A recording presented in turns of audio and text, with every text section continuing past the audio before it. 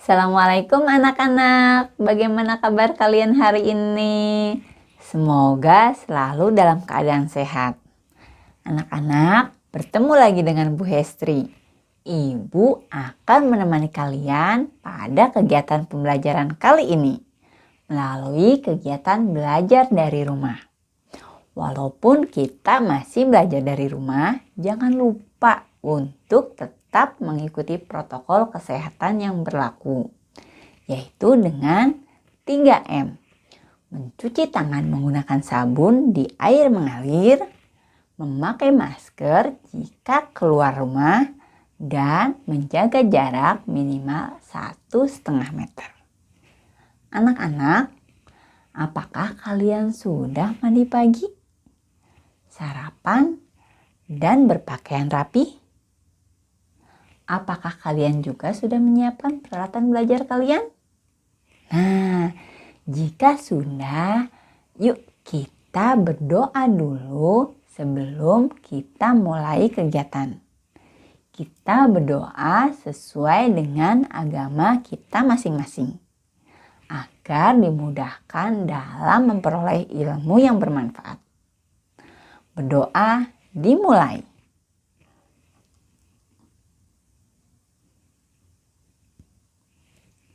Berdoa selesai. Anak-anak, hari ini kita akan melanjutkan kegiatan pembelajaran kita di tema 3, benda di sekitarku. Masih di subtema yang ketiga, yaitu perubahan wujud benda. Kita melanjutkan di pembelajaran yang kelima.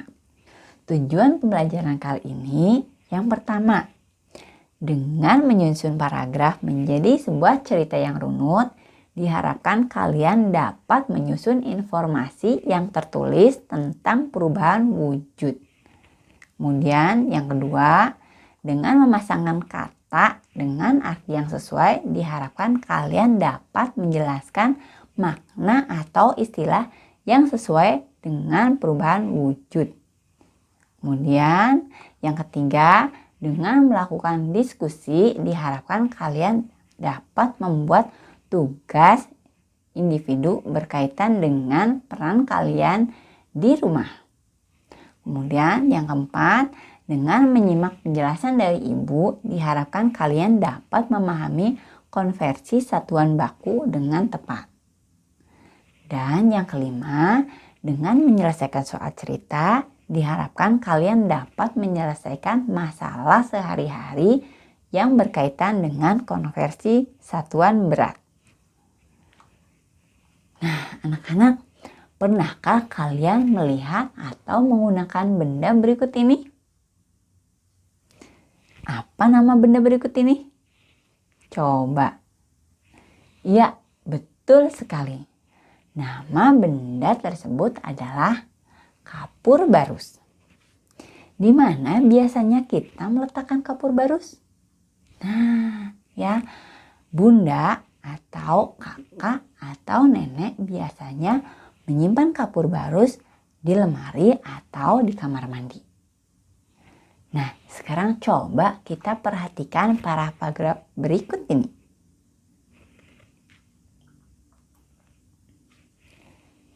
Yang pertama, kapur barus digunakan untuk menghilangkan bau yang tidak sedap. Biasanya diletakkan di lemari, di sela-sela pakaian, atau di kamar mandi. Kemudian yang kedua, kalian perhatikan. Pernahkah kamu melihat atau menggunakan kapur barus? Kapur barus dapat dijumpai sehari-hari. Bentuknya bulat dan beraneka warna. Apa kegunaan kapur barus? Nah, kemudian yang selanjutnya. Kapur barus lama-kelamaan mengecil dan habis. Karena terjadi perubahan wujud pada kapur barus. Perubahan wujud dari padat menjadi gas. Perubahan wujud dari padat menjadi gas dinamakan menyublim. Kita lanjutkan ya. Peristiwa menyublim mengakibatkan kapur barus menjadi kecil dan habis. Ketika kapur barus berubah wujud menjadi gas, tercium bau wangi di udara. Dan yang terakhir, apa yang terjadi pada kapur barus? Lama-kelamaan kapur barus tersebut akan mengecil dan habis. Apa yang terjadi? Nah, anak-anak, itu tadi paragraf-paragraf yang ada berkaitan dengan proses menyublim. Coba kalian susun paragraf-paragraf tersebut menjadi sebuah paragraf yang runut. Bagaimana caranya? Nah, caranya kalian coba perhatikan paragraf yang sudah diberi dengan nomor 1. Nah, di sana tertulis seperti ini. Pernahkah kamu melihat atau menggunakan kapur barus? Kapur barus dapat dijumpai sehari-hari. Bentuknya bulat dan beraneka warna. Apa kegunaan kapur barus? Coba kalian perhatikan dengan seksama kalimat pada paragraf ke-1. Di sana tertulis, apakah kegunaan kapur barus? Nah, jadi untuk mencari paragraf selanjutnya, kalian cari kalimat yang menjelaskan tentang manfaat kapur barus. Itu untuk mencari paragraf yang kedua. Bagaimana mencari paragraf yang ketiga? Jika kalian sudah menemukan paragraf yang kedua, coba kalian perhatikan lagi kalimat akhir pada paragraf yang kedua. Menjelaskan tentang apa? Nah, jika kalian sudah paham, kalian cari kata atau kalimat yang berkaitan dengan kalimat pada paragraf kedua. Nah, sudah paham ya anak-anak ya?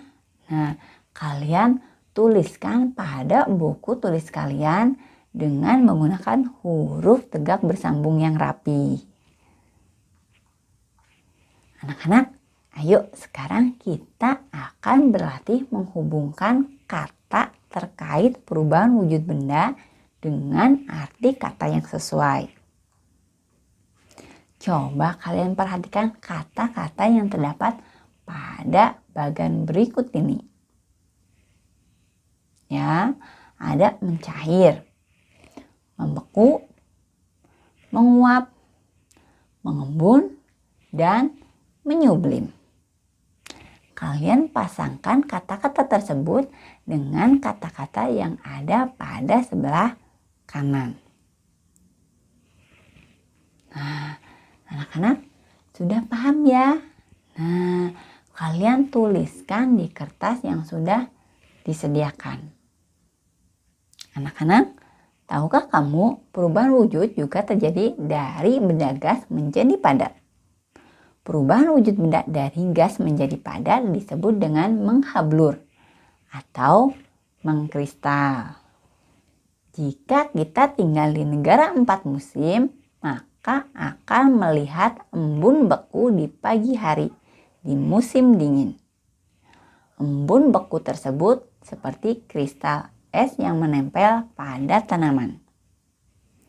Hal ini terjadi karena uap air di udara yang mengalami perubahan wujud dari gas berubah menjadi padat. Benda padat, cair, dan gas dapat mengalami perubahan wujud. Kalian masih ingat perubahan wujud apa saja yang terjadi pada benda tersebut? Nah, perubahan wujud yang terjadi antara lain mencair, membeku, menguap, menyublim, mengembun, dan mengkristal. Coba kalian perhatikan bagian berikut ini.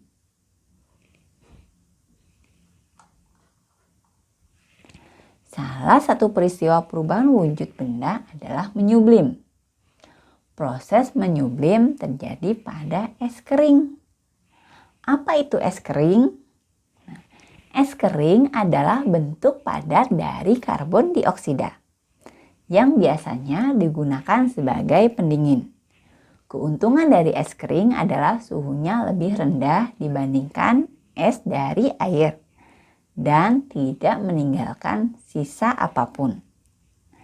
Es kering biasanya digunakan untuk menjaga agar makanan beku tetap terjaga dinginnya di tempat yang tidak tersedia mesin pendingin.